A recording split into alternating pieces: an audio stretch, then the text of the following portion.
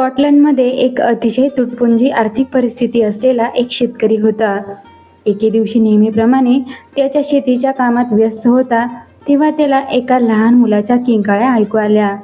जीवाच्या हकांताने ओरडत असलेल्या त्या हाका ऐकून त्या शेतकऱ्याने हातातील अवजारे, शेतीचं काम सोडून आवाजाच्या दिशेने धाव घेतली. सदर जागी जाऊन पाहतो तर एक चिमुरडा दलदलमध्ये गळ्यापर्यंत रुतलेला दिसला. काही क्षणांचा विलंब आणि त्या मुलात जिवंत समाधी. अशी स्थिती पाहून त्या शेतकऱ्याने स्वतःचा जीव धोक्यात घालून प्रचंड आटापिटा करत त्याच्या आजूबाजूचा गाळ काढला आणि त्या जीवघेण्या संकटातून त्या मुलाची सुटका केली. दुसऱ्या दिवशी लवाजम्यासहित एक आलिशान बग्गी त्या शेतकऱ्याच्या घरापाशी येऊन थांबली. त्या बग्गीमधून एक अतिशय धनवान व्यक्ती उतरली आणि त्या शेतकऱ्याच्या घरी गेली. त्या व्यक्तीने शेतकऱ्यास स्वतःचा परिचय दिला की काल ज्या मुलाला तुम्ही मृत्यूच्या दाढेतून बाहेर काढलं त्या मुलाचा ती व्यक्ती पिता आहे, म्हणून शेतकऱ्याने केलेल्या उपकाराबद्दल धन्यवाद देण्याकरिता ते आले आहेत. त्यांचा वार्तालाप चालू होता.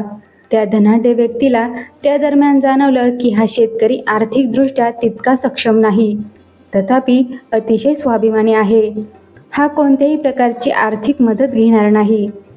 त्या शेतकऱ्याचा मुलगा दरवाजातून आत येतो. त्या धनाढ्य व्यक्तीने त्या मुलाबद्दल शेतकऱ्याकडे चौकशी केली की हा मुलगा कोणत्या इयत्तेत शिकत आहे. शेतकऱ्याने त्यास उत्तर दिले की त्याचा मुलगा काही विद्यार्जन करत नसून त्याला शेतीकामात मदत करतो. यावर त्या धनाढ्य व्यक्तीने शेतकऱ्यास असे सुचवले की माझ्या मुलाला तुम्ही जीवनदान दिलं, त्या बदल्यात तुमच्या मुलाच्या शिक्षणाची जबाबदारी मला घेऊ द्या, जेणेकरून मी तुमच्या मुलास उत्तम भविष्य देऊ शकेल. यावर त्या शेतकऱ्याने सहमती दर्शवली.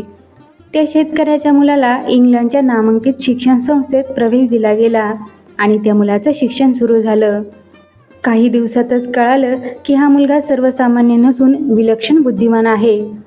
त्या मुलाने शिक्षण क्षेत्रात अतिशय कौशल्य दाखवले आणि तो उच्च शिक्षण देखील घेऊ लागला. पुढे तो मुलगा संशोधन कार्यात उतरला.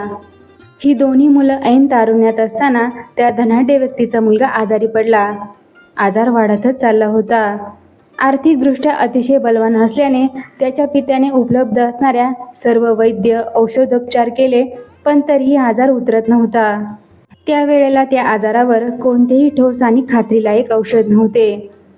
याच दरम्यान त्या शेतकऱ्याच्या मुलाने त्याच्या संशोधन कार्यात एक जबरदस्त मजल मारली आणि एक लस शोधून काढली. आणि नेमकी हीच लस म्हणजे त्या धनिकाच्या मुलाच्या आजारावर रामबाण औषध होती. या लसीमुळेच तो धनिकाचा मुलगा पुन्हा एकदा मृत्यूच्या तोंडातून परत आला. बालपणी ज्याने जीवदान दिले त्याच्याच मुलाने तारुण्यात पुन्हा एक प्रकारे त्याच धनिकाच्या मुलाचा जीव वाचवला होता. हा कुठेतरी प्रामाणिकपणाने, कृतज्ञपणाने स्वतःच्या मुलाला वाचवण्याकरता परतफेड केलेल्या कार्याची ही एक प्रकारे परतफेड होती. आता ही सर्व पात्रे कोण आहेत ते सांगते. तो धनिक व्यक्तीचा मुलगा म्हणजे इंग्लंडचा माजी पंतप्रधान विन्स्टन चर्चिल आणि तो शेतकऱ्याचा मुलगा म्हणजे थोर शास्त्रज्ञ अलेक्झांडर फ्लेमिंग आणि त्यांनी शोधून काढलेली लस म्हणजे पेनिसिलिन. म्हणून इतरांना मदत करा. नेहमी परतफेड मिळेलच या अपेक्षेने नव्हे तर स्वतःच्या मानसिक समाधानासाठी.